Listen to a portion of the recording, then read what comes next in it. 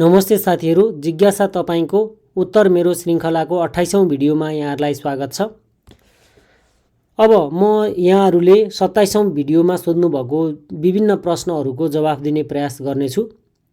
पहिला सुरुमा इन्द्र तमाङजी सोध्नुहुन्छ, देशको अर्थतन्त्र सङ्कटमा पर्दा शेयर होल्डरहरू के गर्ने, कुन अवस्थासम्म शेयर होल्ड गर्ने, यसको सुरक्षाको अवस्थाहरूबारे बुझ्न चाहन्छु। यदि देशमा युद्ध भए पनि बजार जोगिन्छ र भन्नुभएको छ। देशमा युद्ध भए, देशमा आर्थिक सङ्कट आए शेयर बजार जोगिँदैन, किनकि शेयर बजार भनेको त्यो अर्थतन्त्रको ऐना हो। जब त्यो मेन अब्जेक्ट नै बिग्रिन्छ भने ऐनाले देखाउने पनि त्यो खराब नै हुन्छ। र यदि अर्थतन्त्रभन्दा बाहिरको सिनारियो यदि शेयर बजारमा देखियो भने त्यो कि त एकदम अल्पकालीन हुन्छ है। अब अर्को यो कुन अवस्थासम्म शेयर होल्ड गर्ने भन्ने कुरा चाहिँ वास्तवमा यो एउटा टफ क्वेसन हो। हामीले होल्ड गर्ने पोइन्ट कुन हो? अहिले हामी 2500 को लाइनमा छौँ, 2400 को लाइनमा छौँ। अब झर्दै गर्दा यो सपोर्ट पनि ब्रेक नहोला भन्ने छैन। अबको सपोर्ट, स्ट्रङ सपोर्ट भनेको 2390 को लेभलमा हो। यो सपोर्टले पनि काम गर्छ भन्ने चाहिँ अब त्यस्तो आधार प्राप्त भइसकेका छैन। त्यही भएर अहिले बढ्ने कुरा चाहिँ अहिले तत्काल एनालिसिस गर्ने बेला भएको छैन भने अब घट्दै गर्दाखेरि चाहिँ कहाँबाट मार्केट बढ्ला भन्ने सन्दर्भमा अब टेक्निकल्ली सोध्नुहुन्छ भने 2390 को लेभलमा मार्केटले केही न केही रेस्पोन्स गर्नै पर्छ है। अब 2380 को लेभल ब्रेक भयो भने चाहिँ के गर्ने त सर? बेच्ने? बेचेर कहाँ किन्ने? त्यो पनि त क्लियर छैन यहाँ चार्टमा हैन। किन भन्दा योभन्दा तल्लो लेभलमा आएर हामी धेरैलाई चाहिँ अहिले के छ भन्दा पोर्टफोलियोमा 20-30% को क्षति छ। ल मानौ 2100 मै आयो भने पनि तपाईले भनेकै पोइन्टबाट बेचेर भनेकै पोइन्टबाट उठाउनु भयो भने पनि तपाईको खास लस कभर हुने होइन। त्यही भएर अब होल्डिङ गर्नु र अब बेचेर तल्लो लेभलमा किन्नु भनेको WACC गर्दा गर्दा लगभग उस्तै रेन्जमा हुन्छ। त्यही भएर मैले सेलिङलाई चाहिँ त्यति राम्रो विकल्पको रूपमा देखा छैन यो पटक है। PLI 590 मा किनेको 2 महिना जति भयो, होल्ड गर्दा राम्रो कि बेच्दा राम्रो भन्नुभएको रहेछ। अब राइट सेयर ढिलो चाँडो सम्भावना देखिन्छ है। राइट सेयरसम्म कुर्नुभयो भने राइट सेयर नै खानुपर्छ भन्ने छैन। बुक क्लोज भन्दा अघिल्लो दिन निर्णय गर्नु होला। अहिले त होल्डिङ गर्नु नै राम्रो हो। अर्को इन्फर्मेसन लेटेस्ट भन्नुभएको छ, इन्स्टिङ्क्ट भ्यालु कसरी निकाल्ने, ग्राम नम्बर, इन्स्टिङ्क्ट भ्यालु र नेटवर्थ पर सेयरमा के भिन्नता छ भनेर सोध्नु भएको छ। यो इन्स्टिङ्क्ट भ्यालुको बारेमा तपाईलाई एकदम म क्लियरली तपाईले बुझ्ने भाषामा भन्छु है। यो इन्स्टिङ्क्ट भ्यालु भनेको चाहिँ जस्तो हामी कुनै पनि कम्पनीको भ्यालुएसन गर्दा यो कम्पनीले कति रिटर्न दिन्छ, हामीले कति हाल्दैछौँ भनेर क्याल्कुलेसन गर्छौँ हैन। जस्तो कहिलेकाहीँ मै पनि तपाईहरुलाई भन्छु नि, हामीले फिक्स डिपोजिटमा यति पाउँछौँ, यति लगानी गरेर भने यति स्टक मार्केटमा चाहिँ यति लगानी गरेर कति पाउँछौँ भनेर जो हामी कम्पेयर गर्छौँ नि, तपाईले कन्सेप्चुअली तपाईले इन्स्टिङ्क्ट भ्यालुको युज गरिराखेको हो के त्यो बेलामा है। जस्तो USA मा यो जुन फर्मुला डेभलप गरे हो बेन्जामिन ग्रामले, त यो सेक्युरिटी एनालिसिस भन्ने बुकमा 1934 मा त्यति बेलाको सूत्र अलग थियो यसको। अनि अहिले चाहिँ यसलाई रिभाइज गर्दै गर्दै परिस्थिति अनुसार सूत्र चेन्जेसहरू भइरहेको छ यसको। यसको योभन्दा अगाडिको सूत्र भनेको चाहिँ यो EPS इन्टु 8.5 प्लस 2 इन्टु जी भनेको चाहिँ ग्रोथ रेट है। अब पछि यसलाई अलिक चेन्जेस गरियो, समय सापेक्ष बनाइयो, EPS इन्टु 8.5 प्लस 2 इन्टु जी, अनि त्यसलाई पनि 4.4 ले गुणन गरेर अनि यील्डले भाग गर्ने। यील्ड भनेको डिभिडेन्ड यील्डले, 4.4 भनेको कर्पोरेट बन्डबाट आउने रिटर्न हो। भनेपछि हामीले हरेक त्यो कम्पनीको खरिद गर्नुभन्दा अगाडि सबैभन्दा सेफेस्टबाट चाहिँ कति कमाइन्छ, अनि त्यो 8.5 जुन आयो नि, 8.5 भनेको PE रेसियो हो। ग्रोथ रेट यदि कसैको 0 छ भने त्यसको PE रेसियो 8.5 को अराउन्डमा हुन्छ भन्ने हो के। यो एउटा छ। अनि अरु त लगभग यो डिभिडेन्ड यील्ड भयो। हाम्रो जस्तो बोनस सेयर प्रचलन भएको देशमा चाहिँ फेरि यो सूत्रले काम गर्दैन, त्यो पनि ख्याल गर्नु होला तपाईले है। किनकि हामीलाई जस्तो कुनै एउटा कम्पनीले 4% घोषणा गर्यो भने त्यो क्याश डिभिडेन्डको हिसाबले चाहिँ 400 रुपैयाँ मात्रै हो 100 किताको हिसाबले। तर त्यो बोनस सेयरको हिसाबले चाहिँ त्यो ल 500 मा हामीले त्यो 4% दिने स्टक किन्यौँ भने त्यो चाहिँ हाम्रो लागि फेरि 2000 बराबरको भ्यालु हो के सेकेन्डरी मार्केटमा। त्यही भएर बोनस सेयर प्रचलन भएको देशमा खासमा यो डिभिडेन्ड यील्डको हिसाबले अथवा जुन फर्मुलामा डिभिडेन्ड यिल्ड यस्ता कुराहरू हुन्छ त्यसमा चाहिँ अलिकति मिल्दैन, त्यो चाहिँ इन्स्टिङ भ्यालु हो है। यो चाहिँ मेरो लगानीबाट तपाईँले कम्पेयर पनि गर्न सक्नुहुन्छ अनि विभिन्न वेबसाइटमा डाटाहरू पनि पाइन्छ, एक्सेल टेम्प्लेटहरू पनि पाइन्छ। अब ग्राम नम्बर भनेको पनि लगभग त्यस्तै हो। यसमा दुईटा प्रिन्सिपल युज गरिन्छ। अराउन्ड नेटवर्थ यदि 150 भन्दा माथि भएको कम्पनी चाहिँ किन्नको लागि योग्य हैन। अनि त्यसपछि पी रेसियो चाहिँ नेटवर्थको चाहिँ 1.5% हैन। 100 रुपैयाँ छ भने 150 सम्म सजिलै हाल्न सकिन्छ। अनि 15% अराउन्डको पी रेसियो हामीले किन्नको लागि योग्य हो भन्ने दुईटा यो आधारमा चाहिँ ग्राम नम्बर निकालिन्छ। यो ग्राम नम्बरको सूत्र यही हो, 22.5 into earning per share into book value per share है। ग्राम नम्बर भनेको यही हो। यो वाल स्ट्रिट मोजोबाट मैले तपाईँलाई देखाएँ। अब नेटवर्थ र इन्स्टिङ भ्यालुमा के फरक छ भन्नुहुन्छ भने चाहिँ कन्सेप्चुअल्ली सेम हो। अब फर्मुलामा केही डिफ्रेन्स हुन्छ। तपाईँले बुझ्ने भनेको अन्डर भ्यालु छ कि ओभर भ्यालु छ भन्ने छुट्याउनकै लागि यो युज गर्ने हो। खास बुक भ्यालु भनेको चाहिँ तपाईँले कम्पनीलाई कति हाल्न सक्नुहुन्छ भनेको होइन कि त्यो कम्पनी कति जान्छ, जति जान्छ त्यति नै हाल्नुपर्छ भन्ने छैन। कम्पनीको गुडविल राम्रो छ, अरू धेरै कुरा राम्रो छ भने अलिकति माथि गएर हाल्न पनि सक्नुहुन्छ। त्यो तपाईँले त्यो कम्पनीबाट रेट अफ रिटर्न कतिको एक्सपेक्ट गर्ने हो त्यो अनुसार चाहिँ तपाईँले इन्स्टिङ भ्यालु अनुसार गर्नुहुन्छ भने त्यो कम्पनीको वास्तविक स्ट्याटस चाहिँ यदि छ, मैले वास्तविक स्ट्याटस यस्तो भएकोलाई कति धेरै अथवा कति थोरै हाल्ने भन्ने कुरा चाहिँ त्यो नेटवर्थबाट हिसाब गर्न मिल्छ। यति नै हो है। अब यसको चाहिँ यो इन्स्टिङ भ्यालुको चाहिँ तपाईँले एकचोटि खास यसको पर्टिकुलर फर्मुलै छैन, किनकि आजभन्दा 100 वर्ष अगाडिको फर्मुलाले काम गर्दैन। 1934 र 1960कै दशकमा चाहिँ फर्मुला चेन्ज भयो भनेपछि अहिले पनि धेरै यसका लेटेस्ट फर्मुलाहरू आएका छन् क्या है। ल अर्को अर्जुन राई सोध्नुहुन्छ, नबिल एनबिबीसँग एक्विजिसन हुँदैछ। म नबिलमा 1600 प्राइसमा 600 किता बाई गरेको। पहिले त धेरै लस थियो, अहिले बोनस हालेर अलिकति थोरै लस बाँकी छ। अब प्राइस पनि धेरै तल आएको छ, के बाई गर्दा हुन्छ सर? अहिले धेरैले के भन्छ भने यो एनएलआइसी जस्तै प्राइस डाउन हुन्छ, पेडअप धेरै भएकोले भन्नुभएको रहेछ। पेडअप यस्तो हो कि पेडअपलाई बुझ्ने धेरै तरिका छ। पेडअप क्यापिटल धेरै हुनु भनेको त्यो एउटा लार्ज कम्पनी हो भन्ने अर्थले हामीले लिनुपर्ने हुन्छ। पेडअप क्यापिटल थोरै भएपछि त्यसको बिजनेसको दायरा सानो छ भन्ने बुझ्नुपर्ने हुन्छ, एक नम्बर कुरा है। त्यही भएर पेडअप क्यापिटल धेरै हुँदैमा त्यो कम्पनी कमजोर हुने भन्ने चाहिँ होइन हो। डेफिनेटली एउटा बिजनेस पनि एउटा स्याचुरेटेड लेभलमा पुग्ने दिन त आउँछ। मेरो विचारमा नबिलमा अहिले चिन्ता गरिहाल्नु पर्ने अवस्था छैन। हामीले केही वर्ष लगानीकर्ताहरूको लागि चुनौतीको पिरियड चाहिँ छ यो नबिलमा। जस्तै एक त कम्पिटिसनको मात्रा धेरै छ, यो कुरा त नबिलको म्यानेजमेन्टलाई पनि राम्रै थाहा छ। एनआइसी एसिया अनि त्यसपछि एभरेस्ट ब्याङ्क, स्ट्यान्डर्ड चार्टर्ड हैन, नबिलका अब सबैभन्दा ग्लोबल आयामी यिनीहरू सबैभन्दा टफ कम्पिटिटर हुन्। त्यो अब तिनीहरूको बिजनेसको मोडल अलिअलि केही चेन्जेस छ, तैपनि अब राम्रा ब्याङ्कको उदाहरण दिनुपर्दा लगभग अहिलेलाई यिनैको नाम बढी आउँछ हैन। तल्लो लेभलमा उठाउँदा नै माथिको मिस्टेक कभर हुने हो। माथिको मिस्टेक भन्नाले जो हामी माथि फस्छौँ नि अल टाइम हाईमा हो, त्यो त्यस्तो भनेको चाहिँ खास हामी त्यो तल्लो लेभलमा उठाएनौँ भने झन् त्यसको चाहिँ एउटा नोक्सानको दायरा बढ्दै जान्छ। त्यही भएर उठाउन हतार गरिहाल्नुपर्छ। मैले आज यो 24 गते त्यही 24 गते नेप्सेमा एकदम प्यानिक भएको अवस्थामा रिप्लाई दिइराखेको अवस्थामा होइन, झ्याप्पै झर्दै उठाइहाल्नु सस्तो छ चाहिँ म भन्दिनँ। एउटा अनुकूल मिलाएर पैसा सैसाको व्यवस्था गरेर बाई गर्नको लागि गेट सेटको अवस्थामा चाहिँ बस्दा हुन्छ है। मेरो त यही सुझाव छ। नबिलमा मैले पेडअपको चिन्ता गरेको छैन अहिले नै। अब एक्विजिसन पछिका 1-2वटा रिपोर्ट पछि चाहिँ केही बोल्न सकिन्छ यो बारेमा।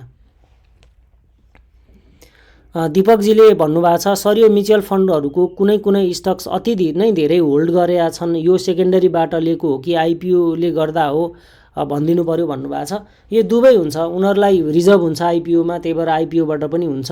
केही किताहरू अहिले त अब आइपिओ उता म्युचुअल फन्डमा पनि अब कम्पिटिसन छ त्यस्तो धेरै, उनीहरूलाई चाहिँ रिजर्भ भएको हुनाले चाहिँ उनीहरूको अलिकति आइपिओबाट पनि होल्डिङ हुन्छ भने सेकेन्डरी मार्केटमा पनि उनीहरूको होल्डिङ नै हुन्छ। कतिपयले अब विश्लेषण गर्न नजानेर नै ल्या हुन्छन्। खासै अब भनौँ न जतिसुकै विश्लेषण गरे पनि किन्ने बित्तिकै बढ्ने बेच्ने बित्तिकै घट्ने भन्ने त हुँदैन नि त, बजारको ट्रेन्डले निर्धारण गर्छ त्यो है। त्यही भएर खास यो आइपिओ हो कि सेकेन्डरीबाट किनेको भन्दाखेरि चाहिँ त्यसको त्यो क्वार्टरली के अरे हरेक मासिक विवरणहरू हेर्नु होला हैन, विकली पनि उनीहरूको हेर्न मिल्छ। अनि त्यसपछि त्यो उनीहरूको वेबसाइटमा गएर उनीहरूले कहाँ कहाँ लगानी गरेका छन्, कतिमा लगानी गरेका छन्, कुन कुनमा उनीहरूको बढी होल्डिङ छ भनेर तपाईँले हेर्न सक्नुहुन्छ। देव कुलुङजी सोध्नुहुन्छ मार्केट यदि बियरिस साइकलमा जाने सम्भावना देखियो भने लङ टर्म इन्भेस्टलाई पनि निकालेर बियरिस बजारमा सस्तो मूल्यमा किन्दा उपयुक्त हुने सम्भावना कतिको हुन्छ? जस्तै अहिले सिबिबिएल मार्केट 1200 को हाराहारीमा छ। यदि मार्केट बियरिस साइकलमा गएर 500-600 मा पाउने अवस्था आकलन गर्न सकियो भने लङ टर्म इन्भेस्टमेन्टबाट पनि निस्किनु उपयुक्त नै हुन्छ नि हैन र? विगतको इतिहास हेर्दा त धेरैवटा कम्पनीको आइपिओ को मूल्यभन्दा पनि तल झरेको रेकर्ड छ। एनएचपिसी को मूल्य 60 रुपैयाँसम्म झरेको याद छ। फेरि पनि यस्तो अवस्था कतिको सम्भावना छ भन्नुभएको छ। थ्याङ्क यू सो मच, धेरै पाटाहरू यहाँले क्लियर गरिदिनु भएको छ देव कुलुङजी। लङ टर्म इन्भेस्टरहरूले पनि एकचोटि न एकचोटि ठिक छ, लङ टर्म इन्भेस्टरले करेक्सनको सर्कल चाहिँ मिलाउनु पर्दैन, त्यति चाहिँ ढुक्क हो। तर बजारबाट कहिल्यै निस्किनै नहुने भन्ने चाहिँ होइन, निस्किनै नपर्ने भन्ने चाहिँ लङ टर्म इन्भेस्टरको लागि पनि होइन है। बुल नै सकिएर के अरे बुल सुरु भएर बियरको पनि मध्यभागतिर आइसकेपछि चाहिँ फेरि एकुमुलेसन फेज चाल्ने हो क्या त्यहाँ चाहिँ।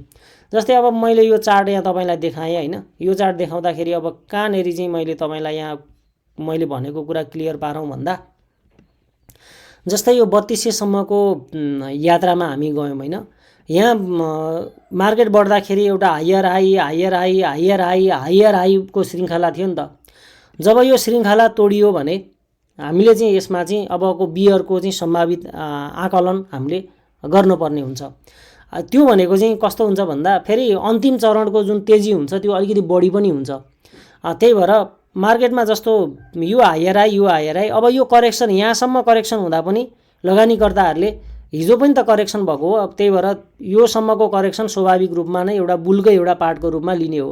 अहिले मैले देख्दा पो हामीले देख्दा पो यो 3200लाई चाहिँ अहिले बुलको इन्डिङ फेज भन्यौ त, किनकि हामीलाई यो भन्दा पछाडिको चार्ट थाहा छ र मैले अहिले भने नि। तर यही बेलामा यदि यताकोलाई छोप्ने हो भने त, यताकोलाई यदि तपाईले बिर्सिदिने हो भने त ल यहाँसम्मको अवस्थामा तपाईले ल मार्केट यहाँ छ, अब तपाईले कसरी चाहिँ यो इन्डिङ पोइन्ट हो भन्ने थाहा हुन्छ भन्दा तपाईले यहाँसम्म पनि इन्डिङ पोइन्ट थाहा हुँदैन, यहाँसम्म पनि तपाईले इन्डिङ पोइन्ट थाहा हुँदैन। जब चाहिँ तपाईको यो लोअर लो छ नि यो भन्दा अगाडिको हैन, के अरे लोअर हाई, यो लोअर हाई ब्रेक भएपछि हो 3200 पुगेको मार्केट झन्डै झन्डै 2800 पनि सर्लक्क ब्रेक भयो। 2800 मा केही रेस्पेक्ट गरेको देखिन्छ, ठ्याक्कै स्ट्रङ सपोर्टमा रेस्पेक्ट गरेको देखिन्छ। ल यहाँसम्म पनि तपाईले होल्ड गर्नुभयो, यहाँबाट मार्केट गयो, यहाँबाट पनि बढ्दै गयो भने अब यहाँबाट घट्दै गएर जब यो क्यान्डल ब्रेक भयो नि, यो क्यान्डल जस्तो कि यो 20 सेप्टेम्बर 21 देखि हो, यो एउटा लोअर लो बन्ने श्रृङ्खला जब सुरु भयो, यो 20 सेप्टेम्बरको क्यान्डल अथवा चाहिँ भनौँ न 16 सेप्टेम्बरको क्यान्डल, त्यति बेला चाहिँ यो बुल चाहिँ लगभग सङ्कटमा छ भन्ने चाहिँ हामीले निकाल्नु पर्ने हुन्छ। यसमा धेरै मुभिङ एभरेजको सपोर्टहरू पनि हुन्छ। बुल र बियर चिनेर लङ टर्म इन्भेस्टरले पनि कहाँबाट एक्जिट हुने कुरा म भन्दैछु। जस्तै मुभिङ एभरेजबाट पनि तपाईले यो कुरा चाहिँ ख्याल गर्न सक्नुहुन्छ। तपाईलाई म मुभिङ एभरेजको क्रस देखाउँछु हैन, मुभिङ एभरेजको क्रस इएमए क्रस हेर्न सक्नुहुन्छ। यसको लागि इएमए क्रसले नराम्रो काम गर्दैन, राम्रै काम गर्छ। यो 926 ले त यो सर्ट टर्म को लागि हो भने 2050 ले चाहिँ केही न केही त्यो हिन्ट दिन्छ। 2050 ले है, 2050 मा कहाँबाट क्रसओभर आएको छ भन्दा झन्डै झन्डै मैले भनेको पोइन्टमै क्रसओभर आएको छ। यो पनि एउटा अर्ली सिग्नल चाहिँ हुन सक्छ। 2050 मुभिङ एभरेजले माथितिरबाट तलतिर यदि काटेको अवस्थामा त्यो पनि एउटा भनौँ न स्ट्रङ नेगेटिभ सेन्टिमेन्टको चाहिँ एउटा श्रृङ्खला सुरु हुन सक्छ है भनेर हामीलाई चाहिँ वार्निङ दिएको अवस्था चाहिँ हुन्छ है। ल योभन्दा अगाडि कहीँ पनि क्रस आएन नि, हेर्नुहोस् त यो बुल हुन्जेल यो 20 र 50 को मुभिङ एभरेजमा काहीँ पनि क्रस आएन। जब 20 र 50 को मुभिङ एभरेजमै तपाईलाई म यो यहाँ चिनाइदिन्छु। स्टाइलमा पनि सर्टमा अलिकति लामो जाउँ। ओके, यसलाई स्टाइलमा ओके ल हेर्नुस्, यो चाहिँ सर्ट टर्म हो हैन। सर्टवाला चाहिँ मैले बाक्लो बनाइदिएँ। यो सर्ट टर्म मुभिङ एभरेजले लङ टर्मलाई यदि माथितिरबाट तलतिर काट्यो र अलिकति बुल र बियरकै कुरा मिलाउने हो भने धेरैले त अब 200 दिनको मुभिङ एभरेज लाई बुल र बियरको सीमा भन्छन्।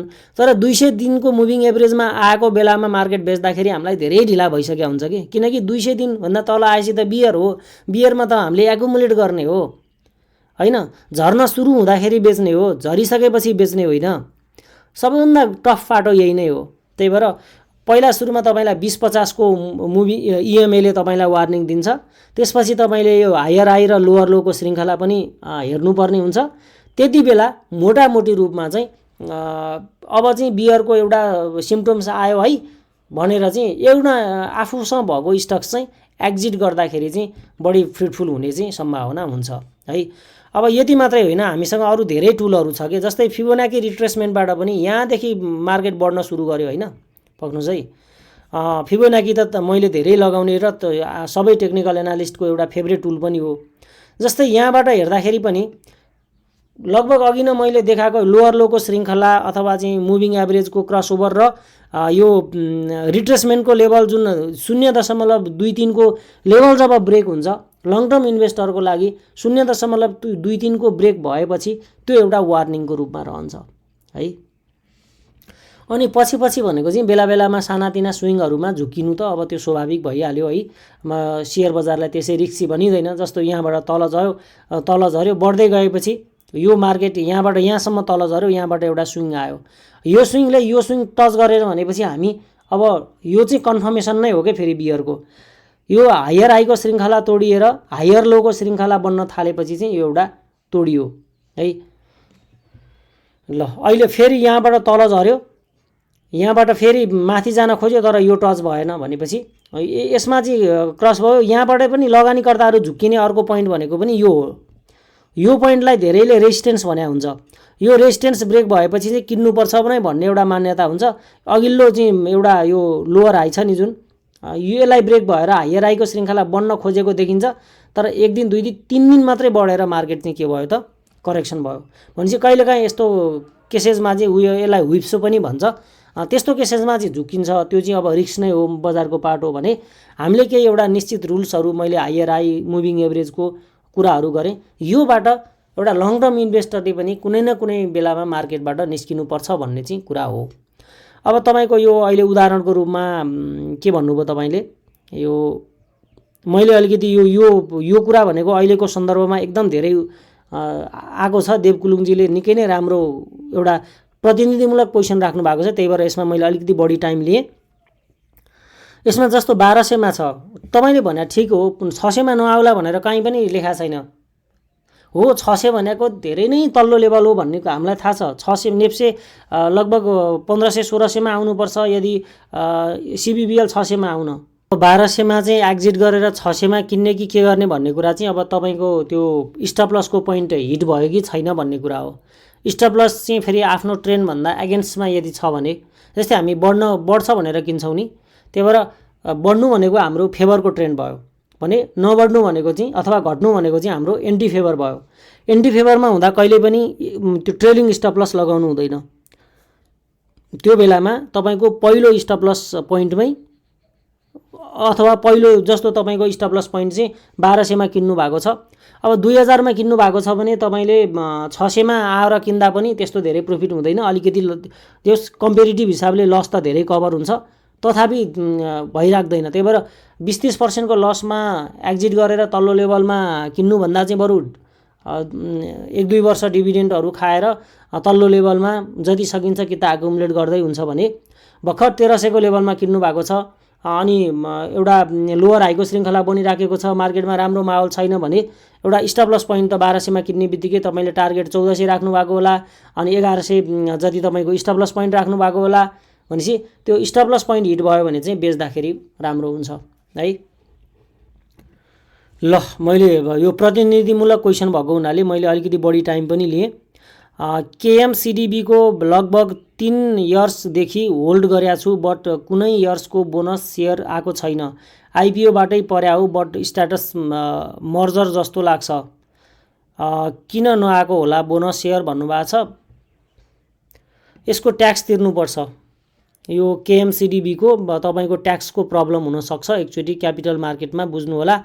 केएमसिडिबीको त ट्याक्सको यसको पक्नुहोस् है, म सेयर संसारमा हेरिदिन्छु र तपाईँलाई केही गाइडलाइन्स दिन्छु। मैले अस्ति पनि एउटा बोनस सेयरको छुट्टै भिडियो त बनाएको हो। केएमसिडिबी होइन, यसको सेयर रजिस्ट्रार को रहेछ, एनएमबी क्यापिटल है। अब एनएमबी क्यापिटलको वेबसाइटमा जाने, यहाँबाट तपाईँको ट्याक्स अब्लिगेसन देखाएको छ कि छैन त्यो हेर्न मिल्छ के। Information, dividend check, tax liability चेकमा है। यो ट्याक्स लिएबिलिटी चेकमा गएर एकचोटि हेर्नु होला, यसमा केएमसिडिबी छ कि छैन। मनोकामना स्मार्ट र कालिका लघु वित्तको छ। यहाँ तपाईँले आफ्नो डिम्याट नम्बर हाल्नु होला र सबमिट गरिदिनु होला। तपाईँले तिर्नुपर्ने लिएबिलिटी यहाँ देखाउँछ। कृपया यहाँ भएको पैसा तिर्नु अनि मात्रै आउँछ है।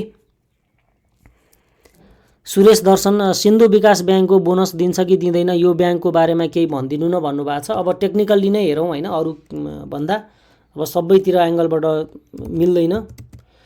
विकास ब्याङ्क हो, विकास ब्याङ्कमा चाहिँ अलिकति तल्लो लेभलमा, तल्लो फन्डामेन्टल स्ट्याटस चाहिँ अलिकति तल्लो लेभल भएको ब्याङ्क चाहिँ हो है। मैले कम्पेरेटिभ भिडियोहरू धेरै बनाएको छु, मलाई ख्याल छ यो डेभलपमेन्ट ब्याङ्कको सन्दर्भमा। अनि स्ट्रङ सपोर्ट जोनमा छ। यो सपोर्ट ब्रेक भयो भने केही तल्लो लेभलमा आउन सक्छ, तर हामी अब सेलिङ गरेर तल्लो लेभलमा किन्न पाइन्छ त्यस्तो धेरै स्ट्रङ रेटमा जस्तो मलाई लाग्दैन। स्ट्रङ रेट भनेको चाहिँ किन्ने स्ट्रङ रेट भनेको तल्लो लेभललाई भने हो। अनि डिभिडेन्डको धेरै आश नगर्नु होला यो कम्पनीबाट, तर स्विङ आउँदाखेरि यसमा पनि केही न केही राम्रै आउँछ। मैले भन्नुपर्दा चाहिँ जस्तो corporate development bank, Narayani, Sindhu होइन, यिनीहरू चाहिँ अलिकति फन्डामेन्टल्ली सङ्घर्ष गरिराखेको ब्याङ्कहरू चाहिँ हो। अब आजको आजको फन्डामेन्टल्ली अलिकति विक, भोलि पर्सि भनेको चाहिँ 2-4 वर्षमा पनि कमजोरी हुन्छ भन्ने त होइन। अब भ्यालु इन्भेस्टिङको दृष्टिकोणले चाहिँ सस्तो राम्रो ठिकै छ, तर अहिले नै तत्काल त्यस्तो स्ट्रङ डिभिडेन्ड र भनौँ न मार्केटमा पनि उछालै ल्याउने खालको चाहिँ देखिँदैन। अरू कमेन्टहरू हेर्न चाहन्छु म क्रमशः। ग्लोबल आइएमईको स्कोप कस्तो छ भन्नुभएको छ। लङ टर्मको लागि प्राय स्टक मार्केटको स्कोप भनेकै लङ टर्मको लागि हो। यसले पनि एकदम धेरै आफूलाई लार्ज बनाइसकेको छ पेडअपको हिसाबले, र यो पेडअप लार्ज हुनुको अर्थ मैले पहिला नबिलको कुरा गर्दा पनि भनिहालेँ, राम्रै छ। अनि ग्लोबल आइएमई त एकदम राम्रो प्रोफिटेबल कम्पनी पनि हो।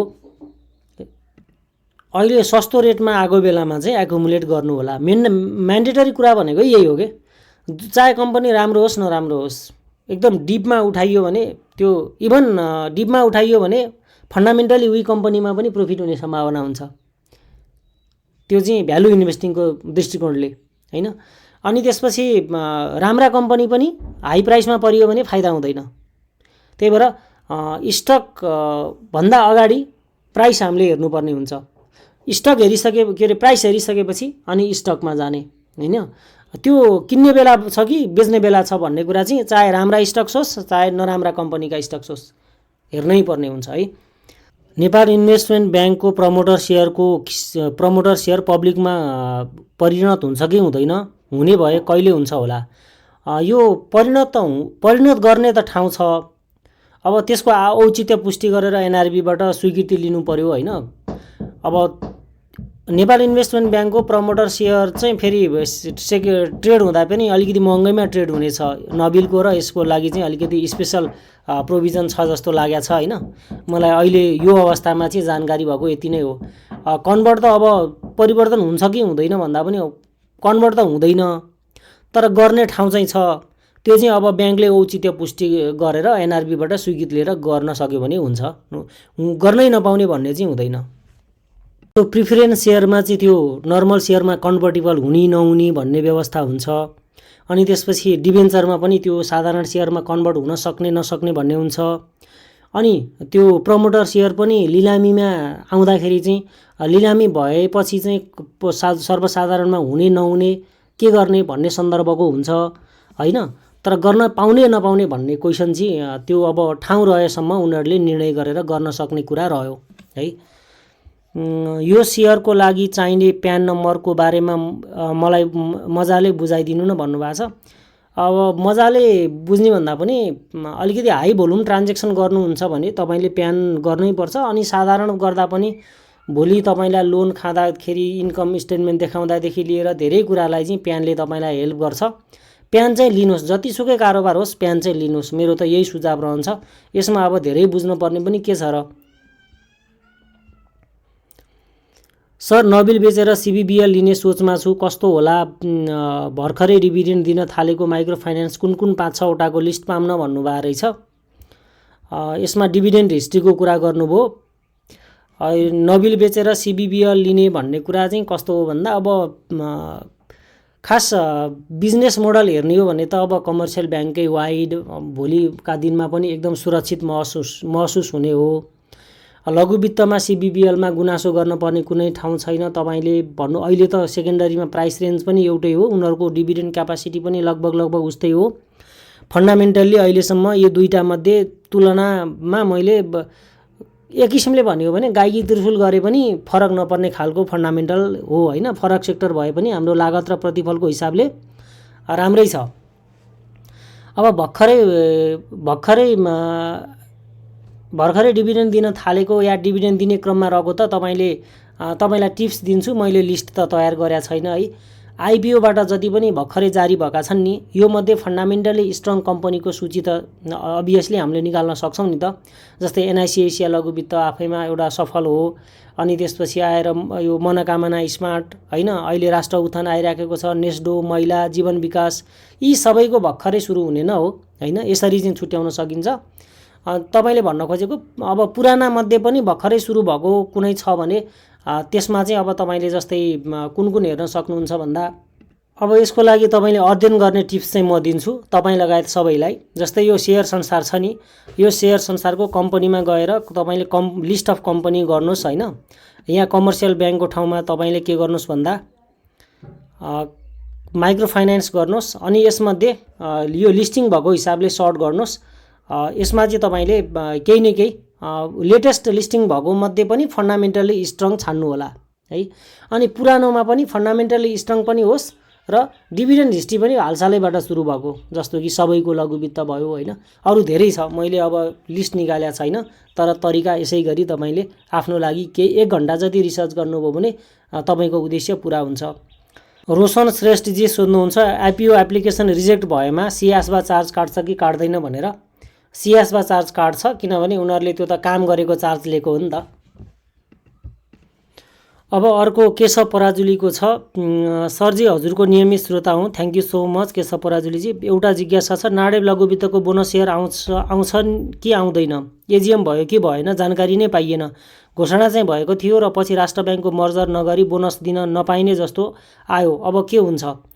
यसमा यस्तो छ कि यो मर्जर यदि मर्जरमा जान नसकिसकेपछि त्यो दुवै कम्पनीहरूको चाहिँ रोक्का हुन्छ कि डिभिजन रोक्का हुन्छ। अब उनीहरूले मर्जर एन्ड एक्विजिसन गरेपछि मात्रै त्यो हुन्छ। मेरो विचारमा तपाईको अझै 1 वर्ष जस्तो चाहिँ यो रोक्का नै भएर बस्ने भयो है। यो दुःखदायी कुरो ल। अनि यो एमएफआई को टार्गेट कति होला भन्नुभएको छ मिड टर्मको लागि। अहिले मिड टर्मलाई नसोच्नु होला है। अहिले कि त एकदम तल्लो लेभलमा झरेको छ, डाउन ट्रेन्डका बीचमा पनि एउटा सर्ट स्विङ आउन सक्छ। त्यसको लागि चाहिँ कि सर्ट टर्मलाई सोच्ने हो कि त लङ टर्मलाई सोच्ने हो भने सर्ट टर्म ट्रेडरको लागि चाहिँ एउटा न एउटा राम्रो हुन्छ। लङ टर्म ट्रेडरको लागि पनि सस्तो रेटमा उठाउँदा राम्रो हुन्छ। तपाईले एमएफआई भन्न खोज्नु भएको मञ्जुश्री फाइनान्सलाई हो भन्ने मैले बुझेको छु है। यस्तो अवस्थामा हामीले मिड टर्मलाई सोच्नु हुँदैन। तपाईले मिड टर्मलाई सोच्नुभयो भने हैन, यसको त स्ट्रङ सपोर्ट पनि ब्रेक भएर तल्लो लेभलमा झरिसकेको छ। त्यो भएको हुनाले अहिले यसलाई चाहिँ सर्ट टर्म कि त अब यो जहाँबाट यहाँ रिबाउन्स हुन सक्छ नि, यस्तो स्ट्रङ सपोर्टले काम गरेन भनेपछि अब स्ट्रङ सपोर्टले काम नगर्न सक्छ हैन। त्यही भएर अब जहाँबाट इन्डिकेटरको मद्दतले जहाँबाट चाहिँ एउटा राम्रो मुभ आउँछ त्यहाँ किन्ने अनि जहिलेसम्म बढ्छ बढ्ने 2% प्रफिट होस् या 10% होस् जतिसम्म बढ्छ बढ्न दिने बढ्न जस्तो तपाईँलाई 5% प्रफिट भयो भने 5% सम्म कुर्ने अनि झर्न थालेपछि जब 4% मा झर्छ अनि बेचिदिइहाल्ने त्यो तरिकाले अगाडि बढ्नु होला है। अहिले चाहिँ तपाईँले यो 8 दिन 7 दिन अगाडिको कमेन्ट हो हैन, मैले 7 दिन पछाडि रिप्लाई दिएँ। लगभग सिनारियो यस्तो छ। नबिल र एनआइसी एसियामा कुन बेस्ट भन्नुभएको छ? दुवै बेस्ट हो, यसमा खासै त्यस्तो तपाईँले उ गर्नु पर्दैन, दुवैमा राम्रो हुन्छ। एनआइसी एसियाकोमा एउटा कैफियत छ त्यो म बताउन चाहन्छु, त्यसपछि निर्णय लिनु होला। यो थर्ड क्वार्टरको रिपोर्ट आउन दिनुहोस्, हामी हेर्नेछौँ। त्यसको क्यापिटल एडिकेसी रेसियो अलिकति नपुगेर लाभांश दिन नपाउने भनेर पनि केही न्युजहरू आइराखेको थियो, हल्ला थियो हैन। त्यो अब थर्ड क्वार्टरको रिपोर्टले के बोल्छ? अहिले उसको के छ भन्दा रिस्क वेटेड जुन लोन छ नि त्यो धेरै छ क्या, त्यो चाहिँ उसले मिनिमाइज गर्न सकेका छैन। मेरो विचारमा अब यो वैशाखमा रिपोर्ट आउँदाखेरि केही मिनिमाइज भएर उसको क्यापिटल एडिकेसी रेसियो माथि गयो भने चाहिँ राम्रो हुन्छ। सर मैले लङ टर्मको लागि त राम्रो हुन्छ। ल मञ्जुश्री फाइनेन्सको बारेमा मैले भनिहालेँ, लस धेरै भइसक्यो, अब सपोर्ट ब्रेक भएको छ है। अहिले तत्काल तपाईँको यो लस कभर हुँदैन, स्टप लसको टाइम पनि घर्किसकेको छ भनेपछि तपाईँले अब के गर्नु पर्यो भन्दा डिपमा अलिकति एभरेजिङ गर्नको लागि चाहिँ सोच्नु होला। युएमएचएलमा लगानी गर्दा कस्तो होला भनेर सोध्नु भएको छ। यो कम्पनीमा लगानी गर्दा कस्तो होला भन्ने सन्दर्भमा योभन्दा पछाडिका प्रश्नहरूको पनि मैले यसै गरी यही जवाफ दिन्छु है। पटक पटक एउटै कुरा रिपिट के गर्नु। अहिले तपाईँलाई मैले भने नि कुनै पनि इन्डिकेटरको सहायताले या मार्केट घटेपछि बढ्न थालेपछि एउटा सर्ट टर्मको लागि अलिकति लिनु होला कि त लङ टर्मको लागि लिनु होला। मिड टर्म चाहिँ अलिकति त्यति फ्रुटफुल नहुन सक्छ है। एक नम्बर कुरा त्यो छ। युएमएचएलमा अहिले अब सपोर्ट यहाँ छ, सपोर्ट ब्रेक भएर पनि तल्लो लेभलमा आइसक्दा हामीले यहाँ कहाँ किनेर फाइदा गर्ने भन्ने कुरा चाहिँ छैन। तर लास्ट टाइम एकदम राम्रो डोजी क्यान्डल बनेको रहेछ भनेपछि एउटा आगामी दिनको क्यान्डल हेरेर एउटा सर्ट टर्मको लागि पनि लिन सक्नुहुन्छ। समग्र नेप्सेको सपोर्ट भयो भने माथि जान्छ। सुदीप अधिकारीले एउटा प्रस्ताव गर्नुभएको छ, अरू साथीहरूलाई पनि एकदम उपयोगी हुनसक्छ। उहाँले चाहिँ मासिक स्यालेरीबाट केही पोर्सन चाहिँ फिक्स डिपोजिटमा राख्ने गर्नुभएको रहेछ। अब फिक्स भन्दा चाहिँ म्युचुअल फन्ड चाहिँ राम्रो हो कि भन्ने उहाँलाई चाहिँ लागेको छ अहिले है। अरू के छ, इन्भेस्ट गरेको छु तर यो थोरै थोरै सेभिङको पैसा म्युचुअल फन्डकोमा हाल्दा ठिक होला है भनेर भन्नुभएको रहेछ। फिक्स डिपोजिट भन्दा म्युचुअल फन्ड ठिक हो। अनि यस्तो हुन्छ क्या, यो अहिलेको अवस्थामा स्थापित भएको म्युचुअल फन्डहरूमा हाल्दाखेरि चाहिँ भोलि बुलमा उनीहरूले कमाउँछ र राम्रो डिभिडेन्ड दिन्छ के। जब तपाईँको बुलमा इस्टाब्लिस भएको म्युचुअल फन्डहरू जति छ नि उनीहरूमा लगानी गर्दाखेरि चाहिँ तपाईँको फसिने चान्सेस ज्यादा हुन्छ। बियरमा इस्टाब्लिस भएको म्युचुअल फन्डबाट चाहिँ राम्रो रिटर्न आउँछ, किनकि उनीहरूले त बियरमा एकुमुलेट गर्छन् नि त, अनि बुलमा उनीहरूले रियलाइज गर्छन्। त्यो म्युचुअल फन्डमा पनि सबैले फेरि रिटर्न दिँदैनन्, त्यो साइकल मिलाउनु चाहिँ पर्छ।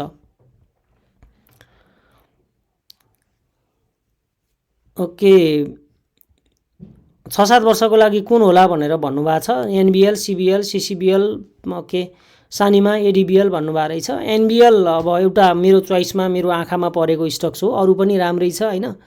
एनबिएल चाहिँ खास मर्ज एन्ड एक्विजिसनबाट चाहिँ नहुने हैन, पहिला एकदम धेरै राइट सेयर दिएर बढाएको हो पेडअप। अब भने उसको लागि बोनस सेयर मात्रै पेडअप बढाउने उपाय छ।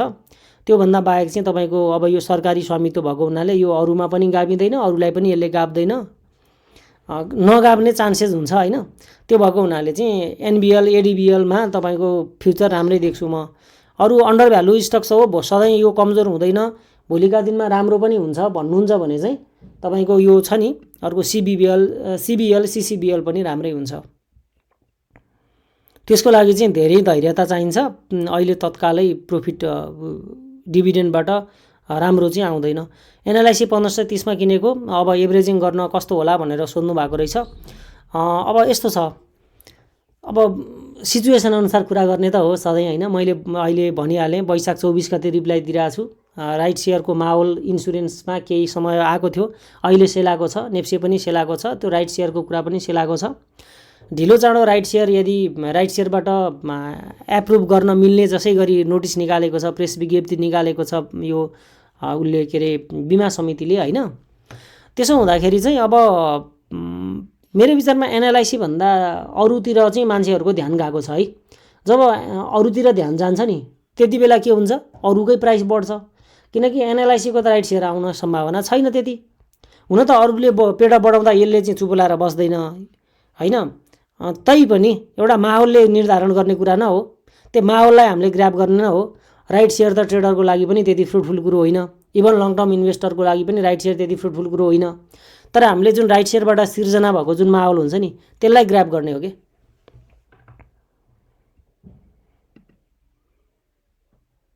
ओके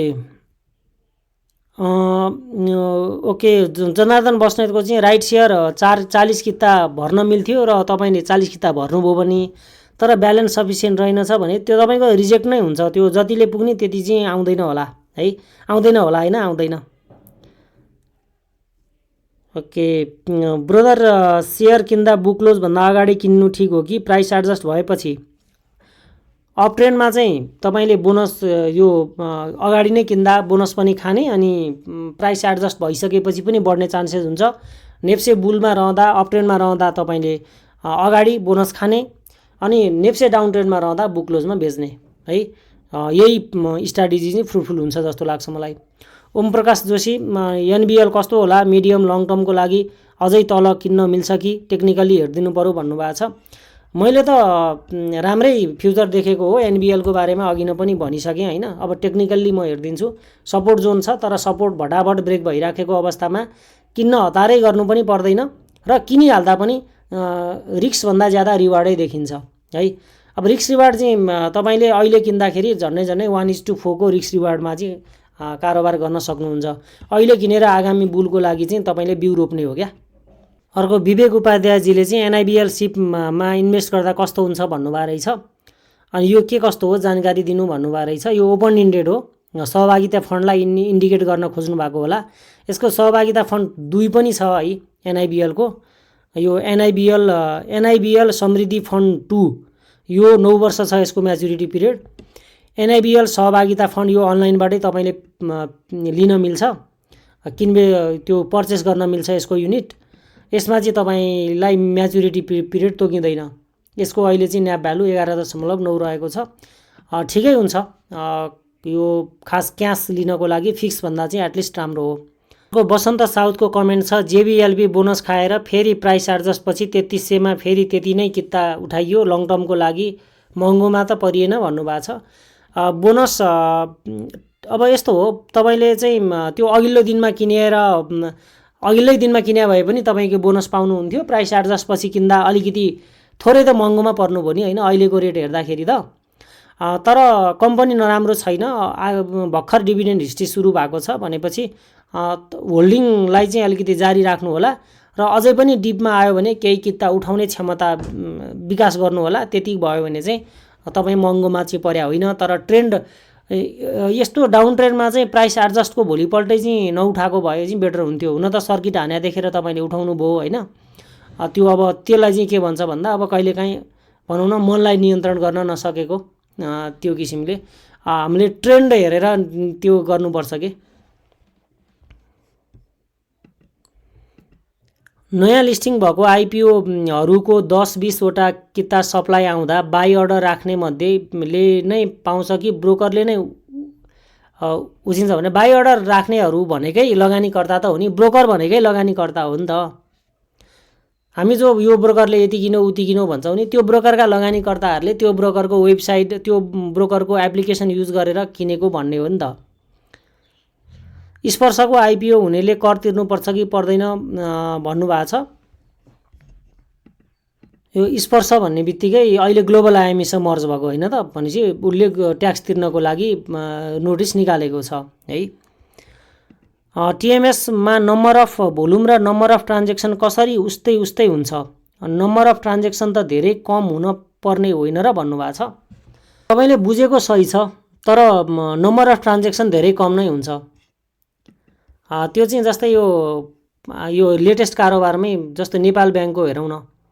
नेपाल ब्याङ्कको तपाईँको टप भोल्युम कहाँ छ? टप भोल्युम भनेको 1,14,000 किता छ होइन। अनि यसको नम्बर अफ ट्रान्जेक्सन कति छ नेपाल ब्याङ्कको? नेपाल ब्याङ्कको 581 मात्रै छ कमै हुन्छ, बुझेको पनि ठिक छ। टिएमएसमा पनि लगभग यही विवरण माइग्रेट हुने त हो नि। त्यो एउटाको टर्नओभर हेर्नुभयो, एउटाको चाहिँ भोल्युम हेर्नुभयो होला कि, एउटाको चाहिँ भोल्युम हेर्नुभयो, एउटा अर्को कम्पनीको चाहिँ ट्रान्जेक्सन हेर्नुभयो जस्तो छ। तपाईँले बुझेको चाहिँ ठिक छ है। एनएलआइसी अहिले किन्दा कस्तो होला भन्नुभएको छ। एनएलआइसी किन्दाखेरि त्यही हो, मैले रिस्क फ्याक्टर भनिहालेँ।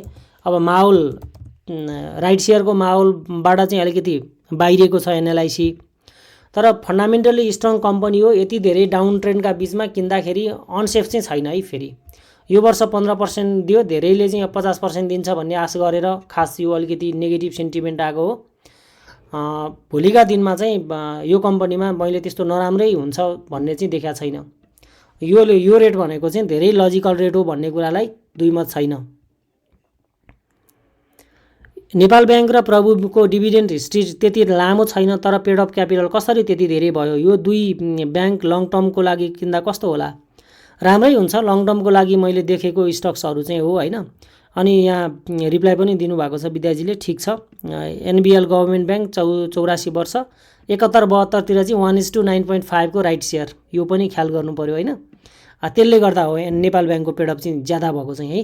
अनि प्रभु ब्याङ्कको मर्जर एन्ड एक्विजिसन एकदम ठिक छ उहाँको रिप्लाई, थ्याङ्क यू।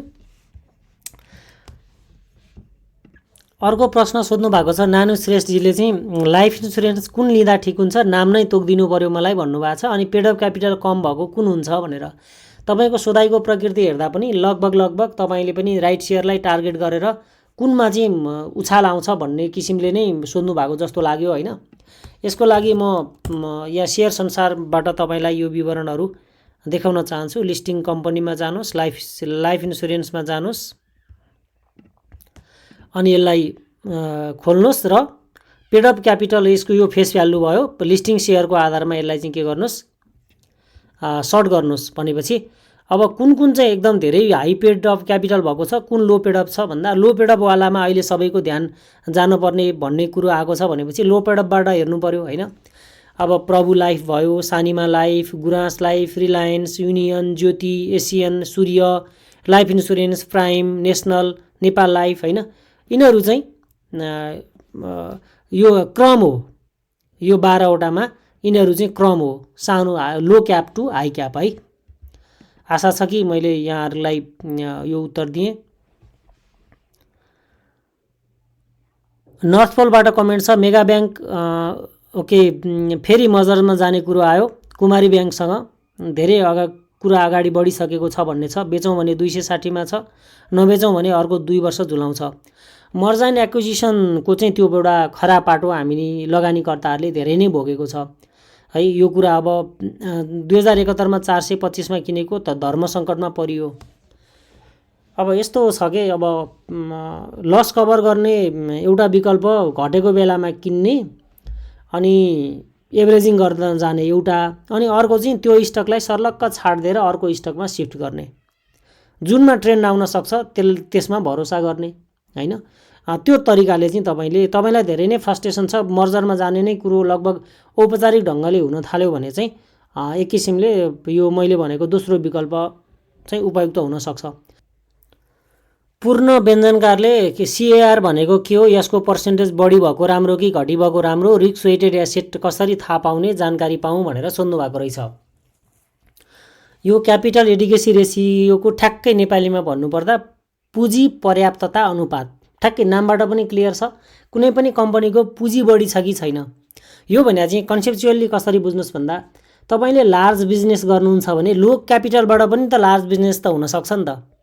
अहिले युनिलिभरको कति ठुलो बिजनेस छ, तर त्यसको पेडअप हेर्नुभयो भने कति सानो छ हेर्नुहोस् त, 9 करोडको मात्रै पेडअप छ। खास ब्याङ्क तथा वित्तीय संस्था जो पब्लिक कम्पनी हुन्छ यो चाहिँ सुहाएन भन्ने एउटा मूल्याङ्कन हो कि होइन। यदि तपाईँ लार्ज बिजनेस गर्नुहुन्छ भने तपाईँले पेडअपलाई पनि लार्ज नै बनाउनु पर्ने हुन्छ भनेर भन्या हो।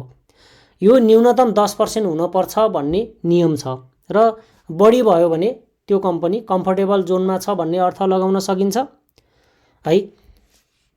अब धेरै बढी भयो भने पनि पुँजी त उसँग पर्याप्त छ तर युटिलाइजेसनमा चाहिँ अलिकति आक्रामक हुन बाँकी रहेछ भन्ने हामीले बुझ्नु पर्यो है। ल रिस्क वेटेड एसेट कसरी थाहा पाउने भनेर सोध्नु भएको रहेछ अर्को प्रश्न। यो ब्याङ्क तथा वित्तीय संस्थाले प्रवाह गर्ने कर्जाहरू सबै एउटै लेभलको हुँदैन नि त। कुनैमा धेरै रिस्क हुन्छ, कुनैमा थोरै रिस्क हुन्छ। यदि तपाईँको धेरै रिस्की सेक्टरमा यदि कर्जा लगानी गरेको छ भने तपाईँको पेडअप पनि ज्यादा होस्। 10% क्यापिटल एडिकेसी रेसियो भने के हो भन्दा तपाईँले 100 रुपियाँ यदि रिस्कमा लगाउनु भएको छ भने तपाईँको कमसेकम पुँजी चाहिँ 10 होस् भनेर हो है। 10 गुणाभन्दा ज्यादा चाहिँ हुनु हुँदैन भने हो। अब यसमा यो एनआरबीको वेबसाइटमा एउटा क्यापिटल एडिकेसी रेसियो यो जुन एउटा सर्कुलर एबीसीडीलाई यो 72-73 मा दिएको एउटा छ। त्यसमा चाहिँ यो रिस्कको वेटहरू प्रष्ट रूपमा यहाँ राखेको छ। हेर्नुहोस्, रिस्कको वेट चाहिँ यी क्यास ब्यालेन्समा छैन, ब्यालेन्स विथ नेपाल राष्ट्र ब्याङ्कमा छैन। तर रिस्क सुरु हुन्छ कहाँबाट? फरेन गभर्मेन्ट एन्ड सेन्ट्रल ब्याङ्कबाट रिस्क सुरु हुन्छ। अनि रिस्कको लेभल चाहिँ 150% सम्मका छन्। जस्तै 150% मा सबैभन्दा रिस्की भनेको चाहिँ कुन रह्यो त? यहाँ फरेन ब्याङ्कमा रहेकोदेखि लिएर हैन, अनि त्यसपछि यो पब्लिक सेक्टर इन्टिटीमा भएको यिनीहरूमा चाहिँ धेरै रिस्की रहेछ है। 150% को अर्को पनि छ, फरेन गभर्मेन्ट एन्ड सेन्ट्रल ब्याङ्कमा भएको पनि रिस्की नै मान्दो रहेछ हैन। यसरी चाहिँ यहाँ यो लिस्ट पुरै दिया छ। ओके, 100 म्याक्सिमम 150% सम्म दिएको छ। ल यो एकचोटि हेर्नु होला, खोलेर सर्च गर्नुभयो भने भेटिन्छ।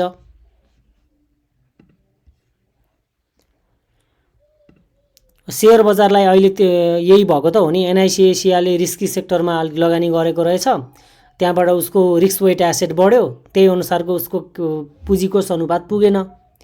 पहिला सुरुमा त्यो रिस्क फ्याक्टर, पहिला सुरुमा म बोनस दिएर पुँजी बढाउँछु न त भन्न पाइँदैन के। पहिला सुरुमा त्यो लोन मिनिमाइज गर्नुपर्छ रिस्क वेटको, त्यसपछि मात्रै अनि रिस्क वेट एसेटको हिस्सा कम गर्नुपर्छ, अनि मात्रै बोनस दिएर पुँजी बढाउन पाइयो। टर्नओभर र भोल्युम कसरी हुन्छ विस्तारमा बुझाउनु न भन्नुभएको छ। भोल्युम भनेको किता सङ्ख्यालाई रेटले गुणन गर्ने बित्तिकै टर्नओभर आयो है।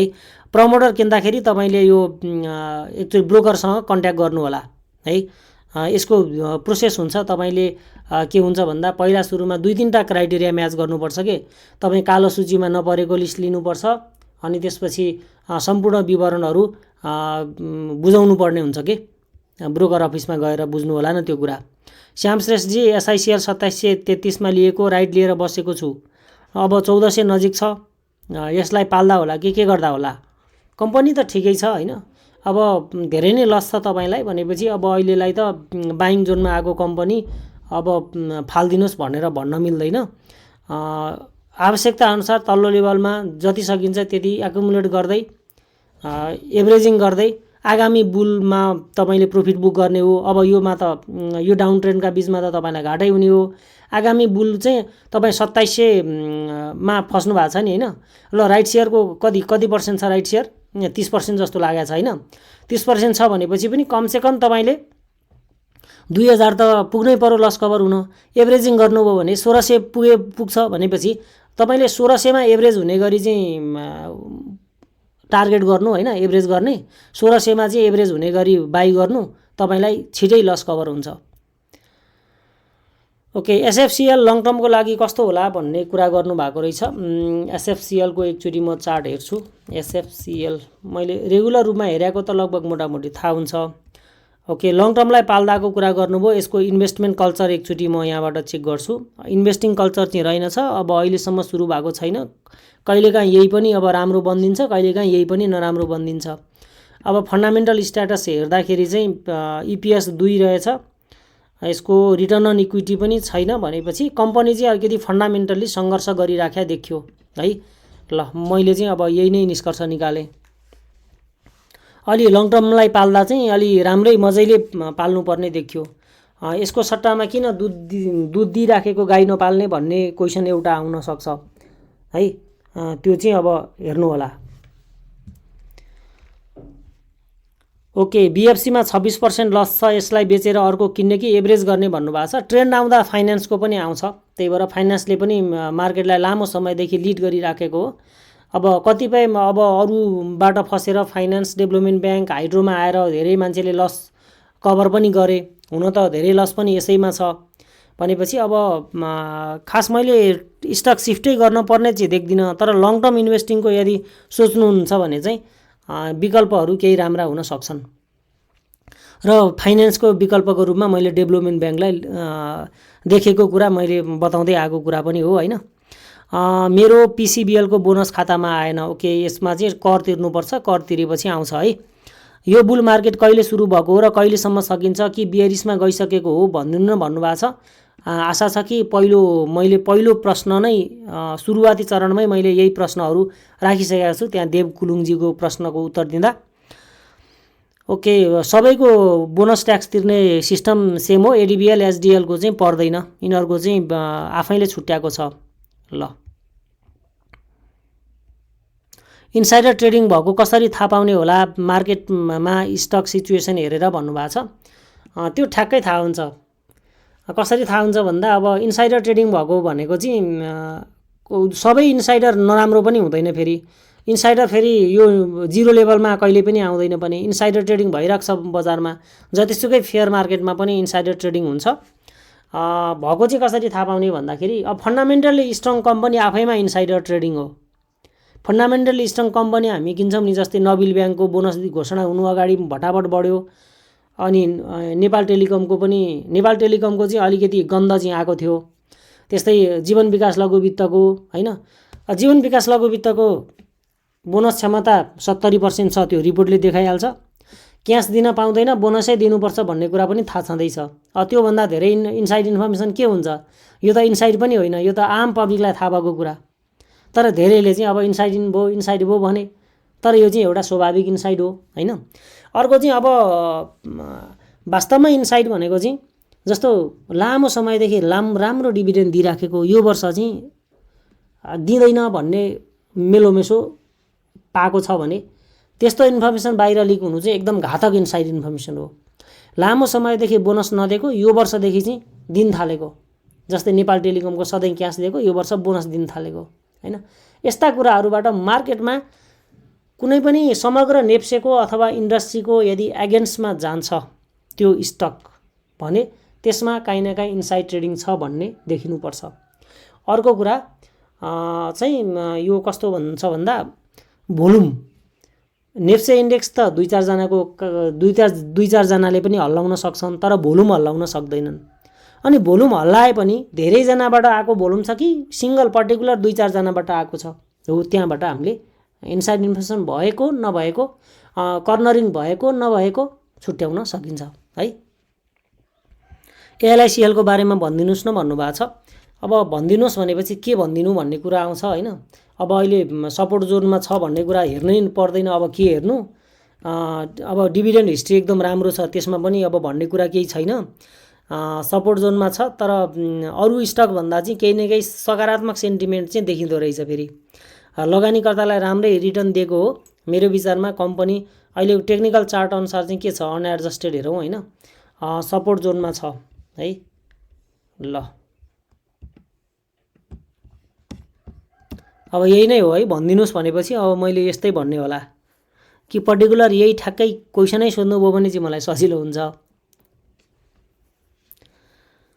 अपरको भन्नु न 736 मा बाई गरेको। अब तेस्रो क्वार्टरको रिपोर्ट कुरौँ होइन, त्यहाँ पनि नेगेटिभ इपिएस आयो भने चाहिँ यसले त प्रोडक्सन दिइराखेको छ नि त अहिले त फुल फेजमै, त्यहाँबाट पनि नेगेटिभ इपिएस आयो भने विभिन्न कैफियतहरू देखियो भने चाहिँ अनि यसमा लगानी सिफ्ट बारे सोचौँला है।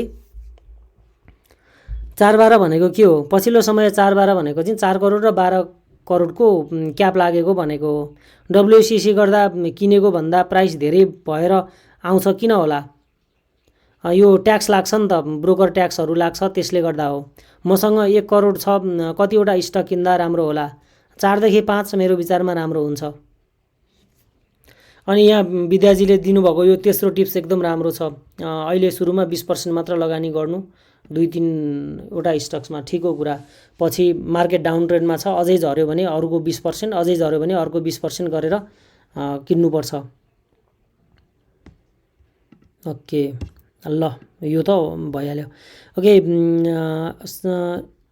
नेपाली सेयर मार्केटको लुपहोल्सको बारेमा एउटा फुल फ्लेज भिडियो चाहियो भन्नुभएको छ।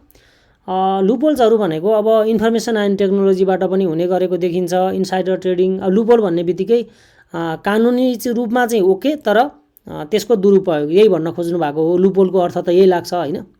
त्यो कानुनमै कतिपय कुरा त हाम्रो जस्तो सुशासन नभएको मुलुकमा जानी नै राखिन्छ भनेर पनि आरोप लगाइन्छ होइन। मैले देखेको भनेको चाहिँ इन्साइडर ट्रेडिङमा लुपोल यो अब मिनिमाइज हुने कुरा होइन, कारबाही पनि गर्न मिल्दैन। मिल्न त मिल्छ, तर कारबाही गर्न त्यति जटिल कुरा छ कि यसमा। नेप्सेले सेवनले जति छानबिन गरे पनि लास्टमा अदालतले सफाई नै गरिदिन पर्ने सिचुएसन आउन सक्छ क्या इन्साइडर ट्रेडिङका कुराहरूमा। अनि त्यसपछि अरू धेरै कुराहरू छ जुन कानुनमा स्पष्ट रूपमा व्याख्या गरेका छैन। त्यस्तो भएपछि गाह्रो हुन्छ। अब यही राइट सेयरकै कुरा अस्ति बिमा समितिको सूचनामै पनि त लुपोलहरू छ नि त त्यहाँ। अब कानुनले राइट सेयरलाई त्यहाँ सूचनामा राइट सेयर ओके गरे पनि छैन होइन, प्रतिबन्ध पनि गरेका छैन, केही पनि गरेका छैन नि त। अब यसमा चाहिँ अब जे अर्थ लगाए पनि हुने खालको छ। स्वविवेकमा यदि गर्नुपर्ने कुरा यदि कुनै तोकिन्छ भने त्यसमा चाहिँ विकृति आउँछ कि। ठिक छ, तपाईँको यो मैले नोट गरेँ, म हेर्छु है। वरुण 575मा किनेको राइट सेयर आउँछ भनेर अहिले घटिराखेको छ। यदि राइट सेयरकै लागि किनेको हो भने राइट सेयरसम्म कुर्ने धैर्यता राख्नुहोला। विद्युत नियमन आयोग कम्प्लिट भएपछि ढिलो चाँडो राइट सेयर आउँछ। ओके, ट्रेडिङ गर्न खोजेको उताबाट खुल्छ यताबाट खुल्दैन भनेर भन्नुभएको रहेछ। त्यस्तो कुनै विदेशी वेबसाइट नचल्ने त्यहाँ सिस्टम त्यहाँको सर्भिस प्रोभाइडरले दिएको छ भने VPN युज गरेर नेपाल कन्ट्री सेलेक्ट गर्नु होइन। त्यहाँबाट पनि खुलेन भने एकचोटि चाहिँ ब्रोकरलाई कन्ट्याक्ट गर्नु न, त्यहाँ TMSमा केही सेटिङ गडबड छ कि।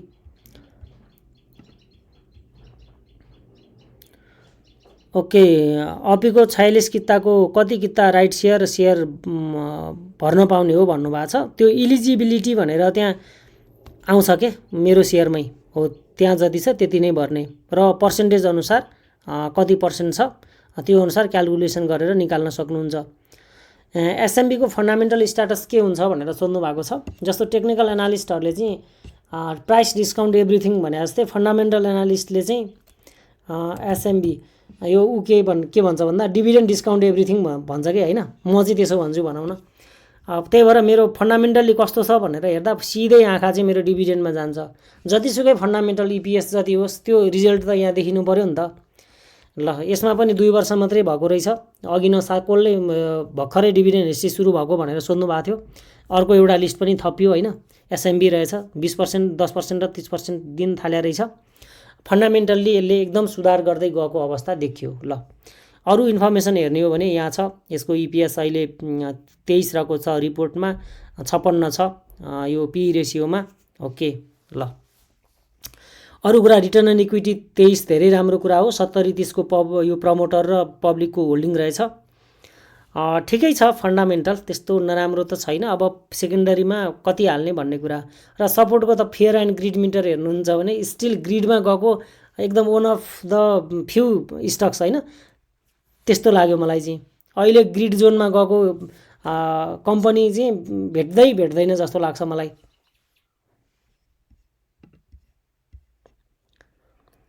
यो वर्ष कुन कम्पनीले कर लगानीकर्ताले आफै बुझाउनु पर्ने भयो, जानकारी कहाँबाट पाउने होला भन्नुभएको छ। मैले एउटा कलेक्सन चाहिँ गरेँ। कस्तो हुन्छ भन्दा यसमा चाहिँ मैले नामै तोक्नु पर्दा यो वर्ष सूर्योदय लघुवित्तको धेरै छ। सूर्योदय लघुवित्त, अनि त्यसपछि आएर ग्लोबल आयामी लघुवित्त जुन स्पर्शको IPO हुनेहरूले पनि, अनि त्यसपछि आएर यो GBBL, अनि त्यसपछि अरू केही स्टक्सहरू छ। मैले यो मेरो च्यानलमा केही दिन अगाडि मैले पोस्ट गरेको थिएँ, पक्नुहोस् है म हेर्छु। वोमी लघुवित्त, सूर्योदय लघुवित्त, स्वरोजगार, ग्लोबल आयामी, कालिका, अनि त्यसपछि गरिमा, प्राइम होइन। अनि त्योभन्दा बाहेक मनोकामना, स्मार्ट। कस्तो हुन्छ भन्दा एकीकृत कारोबार भएको मितिभन्दा पछाडि यदि किन्नु भएको छ भने जसले पनि तिर्नुपर्छ, जसको पनि तिर्नुपर्छ है। विकास ब्याङ्कहरू होल्ड गर्नुभएको रहेछ दिपेन्द्र थापाजीले। RSI बिलो 30 हुँदा एभरेज गर्ने प्लान छ। ठिक हो, अहिले एभरेज गर्नको लागि एकदम राम्रो बेला छ। कोसिस गर्नु होला। डेभलपमेन्ट ब्याङ्क हो, स्विङ आउने सेक्टर हो होइन। EDBL को बोनस सेयर किन नआएको भन्नुभएको छ। ओके, EDBL को बोनस सेयर भन्दा पनि राइट सेयर सोध्नु भएको हो कि जस्तो लाग्छ है मलाई। तपाईँले बोनस सेयर त यो वर्ष डिक्लेयर गरे हो र EDBL ले, यो वर्ष EDBL को डिक्लेयर भएको छैन नि। राइट सेयर सोध्नु भएको हुनुपर्छ पक्कै। पर्खनुहोस् है, म आफै कन्फर्म गर्छु। यसको इन्भेस्टमेन्ट यो वर्षको डिभिडेन्ड भनेको 76-77 को चाहिँ लिस्टिङ हुँदै होला बरु होइन। त्यो नआएको भए चाहिँ एकचोटि क्यापिटल मार्केटमा गर्नु होला। तपाईँले भनेको चाहिँ यो 1:0.3 को चाहिँ राइट सेयर सोध्नु भएको हुनुपर्छ। केही समय लाग्छ, त्यस्तो मलाई समस्या भएको त मैले सुनेको छैन। सन्तोष पौडेलजीले सोध्नुहुन्छ कि 10 वर्ष अगाडि आइपिओ भरेको पेपर थियो तर हरायो, कुन ब्याङ्कको हो बिर्सिनुभयो, तर ब्याङ्कको हो त्यति थाहा छ भनेर सोध्नु भएको रहेछ। अब सेयर रजिस्ट्रारकोमा रेकर्ड हुन्छ, त्यो तपाईँको पेपर हराएर त केही फरक परेन, त्यो सेयर रजिस्ट्रारकोमा सुरक्षित हुन्छ, त्यसको कपी लिन पाइन्छ होइन। अनि तपाईँले कुन ब्याङ्कको आइपिओ हो नै थाहा छैन भने चाहिँ तपाईँले कुन ब्याङ्कबाट भरेको हो, त्यो तपाईँको डिम्याट कुन ब्याङ्कको हो त्यति त थाहा होला नि त होइन।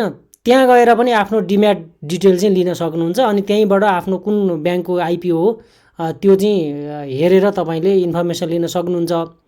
अब त्यो केही पनि थाहा छैन भने एकचोटि कुनै पनि एउटा ब्याङ्कमा शङ्का लागेको ब्याङ्कमा क्यापिटल मार्केटमा गएर मेरो नाममा डिम्याट सर्च गरिदिनु पर्यो भनेर भन्नुहोस् है।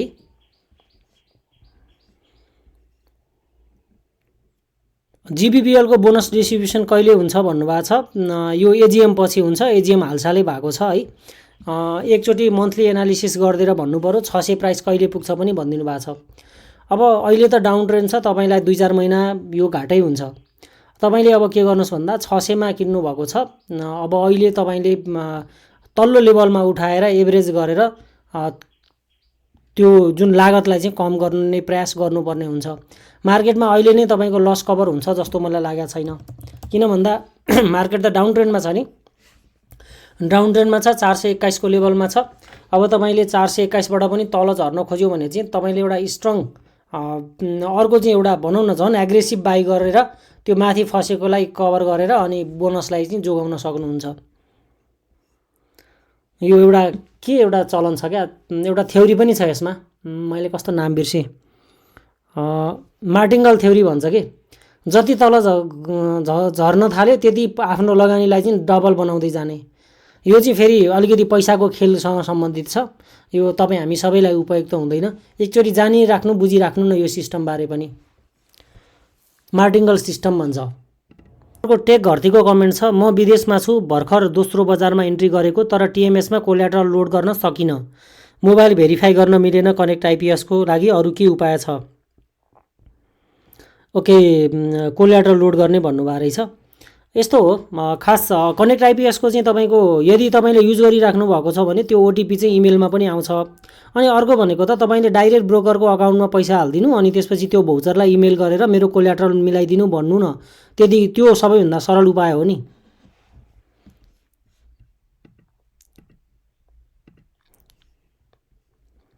सर मैले एनबिएलको अहिले 100 किता होल्ड गरेर राखिरहेँ भने 5 वर्षमा यसको टेन्टेटिभ भ्यालु कति होला?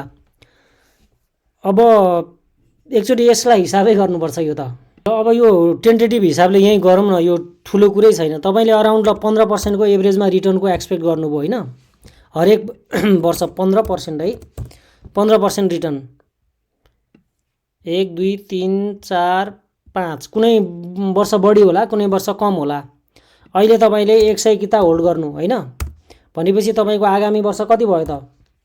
100 प्लस 100 को 15% होइन, ल 115 भयो। अब यसै गरी तपाईँले चाहिँ यहाँ चाहिँ कति हुन्छ बराबर यो 115 को 115 प्लस यो 115 को फेरि 15% हुन्छ है। ल यहाँ चाहिँ 132 किता हुन्छ आगामी वर्ष, 132 को बोनस आउँछ भनौँ न। अब यतापट्टि फेरि कति हुन्छ, 132 को 15% को दरले आउँछ, 132 प्लस यही 132 को 15%, ल 152 किता दोस्रो डिभिडेन्ड लिँदाखेरि यदि आइहाल्यो होइन। तेस्रो वर्ष हुन्छ खास यो है, किनकि एक वर्ष त किनेकै वर्ष किन्ने बित्तिकै त डिभिडेन्ड आउँदैन, अर्को वर्ष 15% आयो, अर्को वर्ष 15% आयो नि त। ल अब मोटामोटी थाहा भइहाल्यो नि ल कति आउँछ।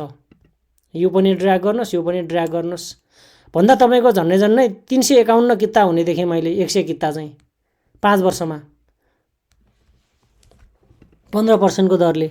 अब यसमा सेकेन्डरी मार्केटमा ग्रोथ के कति हुन्छ हैन त्यो अनुसार अब तपाईको अहिलेको रेट भनौं न ल अहिले 300 रुपैयाँमा यो किन्नुभयो भने तपाईको अहिलेको लगानी भनेको यो इन्टु यो हैन अब 30,000 को लगानी हैन 351 को ल 500 मा तपाईले बेच्नु भयो भने पनि 5 वर्षपछि 500 अनुकूल मिलाएर 500 मा बेच्नु भयो भने अब 500 नै पुग्छ भन्ने चाहिँ छैन है। फेरि भ्यालु यत्रो पेड अफ बढेपछि यसको भ्यालु चाहिँ घट्न नै सक्छ। ल सरी यो इन्टु यो 500 मा मात्रै बेच्नु भयो भने पनि 1,10,000 हजार 10,000 लाख 1,75,000 चाहिँ हुने देखियो। ल हिसाब किताब यसै गरी गर्ने हो। यसलाई अरुमा पनि ट्राई गर्नु होला। 10,000 हुन्छ होला भन्नु भएको छ। 100 किता 10,000 हुन्न त अलि मैले 15% को ठाउँमा 20% 30% 100% राखेँ भने पुग्ला। नताशाको कमेन्ट छ एचडिएल अब बेच्दा कस्तो होला अहिले ब्याङ्कमा कुन किन्दा राम्रो होला भनेर सोध्नु भएको रहेछ। लङ टर्म पर्पजको लागि चाहिँ ब्याङ्क तथा वित्तीय संस्था अनि इन्स्योरेन्स राम्रो हुन्छ। एचडिएल भोलाटाइल सेक्टर हो एकदम राम्रो कम्पनी हो अनि ट्रेडको लागि एकदम राम्रो छ भने पछिल्लो समयदेखि इन्भेस्टिङको लागि पनि राम्रै हुन्छ। यसमा मैले देखेको एउटा रिस्क फ्याक्टर भनेको लङ टर्म इन्भेस्टरको लागि तपाईले महँगोमा किनेर क्याश डिभिडेन्डमा चित्त बुझाउनु पर्यो भने चाहिँ त्यसको प्रतिफल त्यति राम्रो आउँदैन। त्यो एउटा रिस्क फ्याक्टर हुन्छ। किनकि कस्तो हुन्छ भन्दा उलाई बिजनेस बढाउनु छ भने त बिजनेस बढाउनु एउटा बढाउनु छ अर्को बढाउनै पर्ने छ दुईटा कुरा हुन्छ के। त्यो चाहिँ अब कम्पनीको सञ्चालक समितिले गर्ने निर्णय भयो। हाम्रो यता ब्याङ्क तथा वित्तीय संस्था अनि त्यसपछि इन्स्योरेन्स सेक्टरमा चाहिँ के छ भन्दा यो लङ टर्म इन्भेस्टरले चाहिँ प्राय यिनै सेक्टर रोज्छ के। अनि यस्तोमा चाहिँ बोनस सेयर कडी कडाउ गरेको छ बोनस सेयर दिनै पर्ने भनेको छ। त्यो हिसाबले चाहिँ राम्रै होला ब्याङ्क तथा वित्तीय संस्थामा। कुन ब्याङ्क किन्दा राम्रो होला भन्ने सन्दर्भमा त अहिले अब वेट गर्नुहोस् अहिले जुन किने पनि राम्रो हुने बेला छ। धेरै साथीहरूले मञ्जुश्रीको बारेमा चाहिँ अति नै धेरै गुनासो गर्नुभएको देखियो है। मैले कति कमेन्टहरू फिल्टर गरेँ भनेको फिल्टर गर्दा पनि पटक पटक आएको छ। माथि फसिसकेपछि भनेको समयमा स्टप लस हिट हुने बित्तिकै बेच्दिने त्यसमा क्विक डिसिजन गर्नु सक्नुपर्छ हैन। त्यो गर्न सकिएन भने एभरेजिङ गर्न सक्नुपर्छ। एभरेजिङ गर्न सकिएन भने तपाईले होल्ड गर्न सक्नुपर्छ। यति हो विकल्प। अर्को अन्तिम कमेन्ट छ दाइ अब जेबीएलबी कतिसम्म कुन रेटमा इजिली उठाउन सकिन्छ आज सर्किट हान्यो भन्नु भएको छ। 10 दिन अगाडिको सर्किटको कुरा गर्दै हुनुहुन्थ्यो उहाँ। यो सर्किटको कुरा गर्नुभएको हो है। तपाईले भनेपछि फेरि घट्न पनि थाल्यो। नेप्सेको चार्ट भन्दा ठ्याक्क उल्टो चार्ट छ। स्ट्रङ सपोर्ट जोनमा त छ तर नेप्सेको सपोर्ट भएन भने मार्केट घट्न पनि सक्छ। तर फन्डामेन्टली स्ट्रङ कम्पनी हो। अराउन्ड 2500 देखि 3000 को रेटमा उठाउन डराउनु पर्दैन जस्तो लाग्छ मलाई चाहिँ। र त साथीहरू यो भिडियो यति नै। अर्को भिडियोमा यहाँहरु समक्ष फेरि भेट्छु। धन्यवाद।